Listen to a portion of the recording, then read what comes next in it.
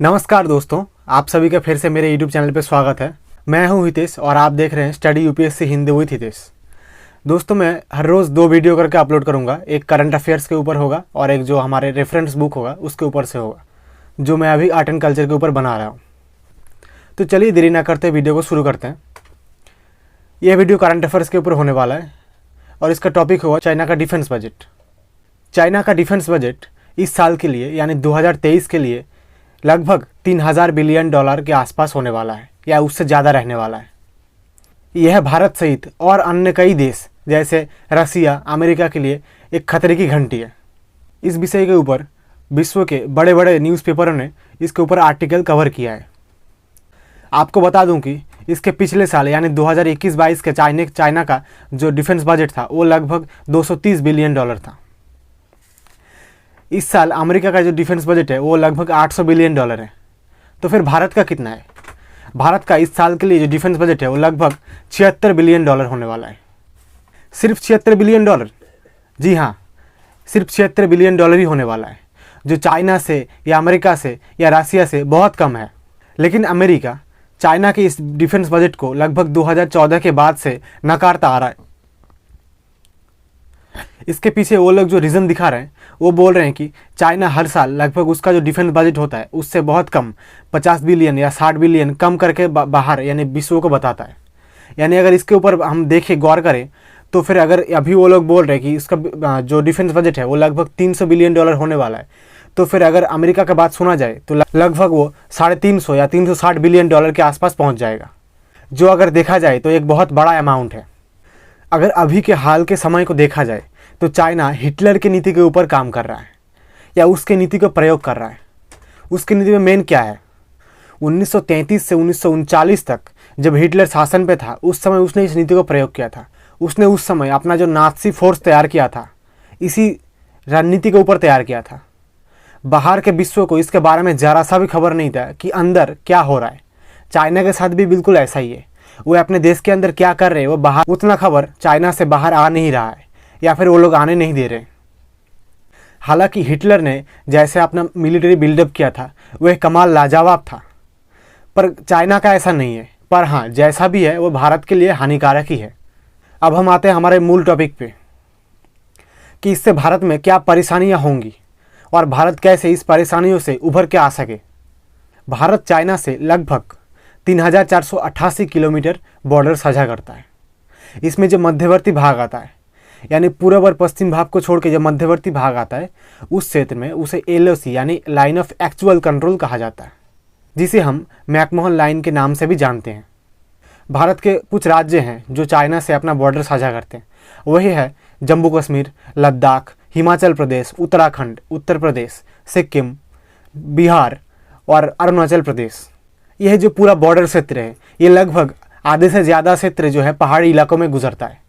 इसके कारण यह बॉर्डर आधे से ज़्यादा अस्थायी है, यानी एक कोई निर्दिष्ट, जैसे पाकिस्तान के बॉर्डर के साथ एक निर्दिष्ट पिलर या फिर कुछ तार के माध्यम से बॉर्डर को जो रेखांकित किया गया है, इसके चाइना के माध्यम में ऐसा नहीं है।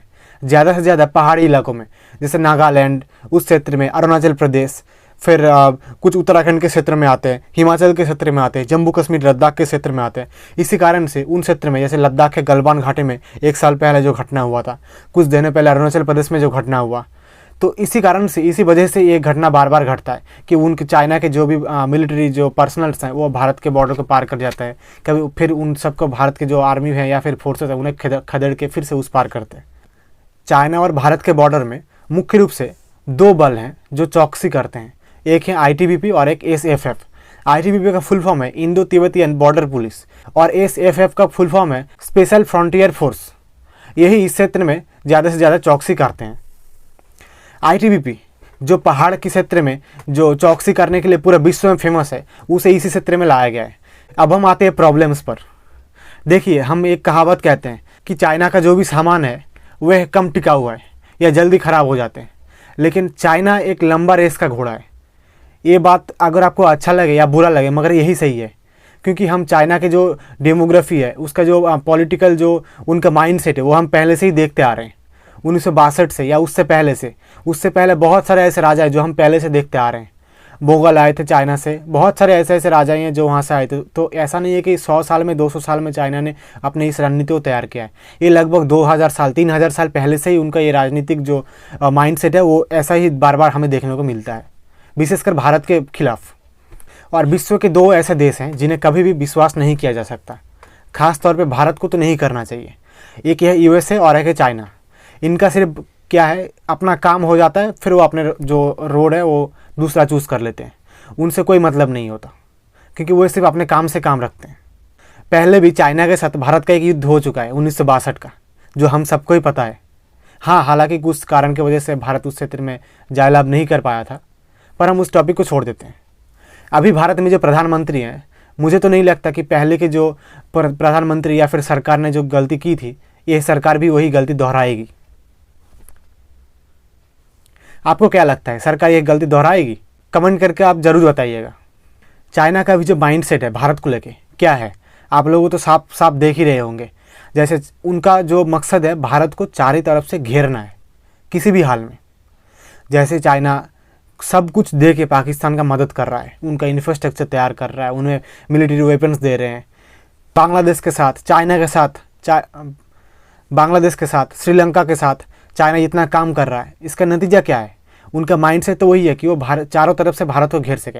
हाँ, हालांकि आप देख ही रहे होंगे कि श्रीलंका को चाइना ने पूरा बर्बाद करके रख दिया है। बांग्लादेश ने अभी अपना जो माइंडसेट है चेंज कर लिया, वरना बांग्लादेश का भी हाल यही होगा। लेकिन पाकिस्तान का क्या होने वाला है ये हमें कुछ नहीं पता, क्योंकि उसका भविष्य में ही देखा जाएगा। पाकिस्तान के अंदर अभी क्या चल रहा है वो ना हमें पता है ना आपको पता है। हालांकि ऐसा नहीं है कि भारत तरक्की नहीं कर रहा है। भारत ने 2014 के बाद से अच्छी खासी तरक्की की है, ज़्यादा से ज़्यादा डिफेंस में तो और अच्छी तरह से किया है। भारत अभी आत्मनिर्भर भारत के तहत जो अभियान चलाया गया था, आत्मनिर्भर भारत, उसके तहत खुद से अपने हथियार का तैयार कर रहा है, बंदूकों की तैयारी कर रहा है। जो एयरक्राफ्ट फाइटर है या अपना एयरक्राफ्ट कैरियर, युद्धपोतों का निर्माण भारत स्वयं कर रहा है। स्वदेशी तकनीक से स्वयं भारत इन सब का तैयार कर रहा है। तो इस समय पता चल ही रहा है कि भारत का अभी माइंडसेट क्या है। दूसरी, भारत जो अपना जो डिफेंस बजट है वो बढ़ा रहा है, धीरे धीरे डिफेंस की तरफ ध्यान दे रहा है। कुछ हाल ही में भारत सरकार द्वारा कुछ परिवर्तन किए गए, जैसे अग्निवीर योजना, ये भी इसी का परिणाम है। हाल ही में भारत ने कई बड़े बड़े देशों के साथ अपना डिफेंस बजट साइन किया है। हाल ही में भारत ने कई देशों के साथ अपना डिफेंस बजट साइन किया है, जिसमें भारत उन देशों को हथियार मुहैया कराएगा जिन हथियारों का निर्माण भारत में किया जा रहा है। तो इन सब के देख के हमें लग रहा है कि हाँ, भारत में काम हो रहा है। ऐसा नहीं है कि हाँ, भारत हाथों पे हाथ धर के बैठा है। लेकिन एक मेन टॉपिक पे आते हैं, जो मेन मुद्दा है, हम उस पर ध्यान ही नहीं देते। भारत क्यों अपने डिफेंस बजट को इतने जल्दी से बूस्ट नहीं कर पा रहा है, जैसे चाइना कर रहा है या फिर रसिया कर रहा है या फिर अमेरिका कर रहा है? सबसे बड़ा मेन मुद्दा है भारत में किसान। ऐसा नहीं है कि किसान खराब कर रहे हैं या कोई ख़राब काम कर रहा है, या ऐसा है कि वो डूबता जा रहा है इस वजह से सरकार, ऐसा कुछ नहीं है। लेकिन सरकार किसानों को हर साल जो सब्सिडी प्रदान करता है वो 2 प्रकार के होते हैं, प्रत्यक्ष और अप्रत्यक्ष का। प्रत्यक्ष यानी डायरेक्ट और एक इनडायरेक्ट। डायरेक्ट में क्या होता है, भारत सरकार सीधा बैंक टू बैंक जो ट्रांसफ़र होता है वो किसानों को लाभ पहुंचाया जाता है। और एक होता है इनडायरेक्ट, जिनमें क्या होता है, किसान अगर खाद खरीद रहे हैं या बीज खरीद रहे हैं या चारा खरीद रहे हैं, उनमें सब्सिडी प्रदान किया जाता है। तो इसमें ही ये मेन मुद्दा आता है। भारत लगभग हर साल किसानों को अप्रत्यक्ष सब्सिडी के रूप में लगभग 1,60,000 करोड़ रुपए का सब्सिडी प्रदान करता है। ये एक बहुत बड़ा अमाउंट है। अगर इसमें से आधा भी भारत डिफेंस की तरफ ध्यान दे तो बहुत आगे जा सकता है डिफेंस बजट, तो बहुत आगे जा सकता है भारत डिफेंस के क्षेत्र में। तो भारत को ऐसा नहीं है कि सिर्फ किसानों, और भी ऐसे बहुत सारे हैं, जैसे सॉफ्टवेयर के क्षेत्र में आप कह सकते हो, इंजीनियरिंग के क्षेत्र में, कॉलेज शिक्षा के क्षेत्र में। तो धीरे धीरे इन क्षेत्र को, जो पुराने जो तकनीक है उनको चेंज करके नई तकनीकों को आज़ाद करना होगा, जिससे क्या है, भारत सिर्फ एक तरफ ही झुका ना रहे, हर तरफ भारत ध्यान दे सके कि हमें किस तरफ, कि भारत हर तरफ ध्यान दे सके कि हमारा कौन सा क्षेत्र अभी मजबूत है और कौन सा क्षेत्र अभी मजबूत नहीं है, हमें कौन से क्षेत्र को मजबूत करना है। अगर आपको यह जानकारी अच्छी लगे तो वीडियो को लाइक कीजिए और चैनल को सब्सक्राइब कीजिएगा।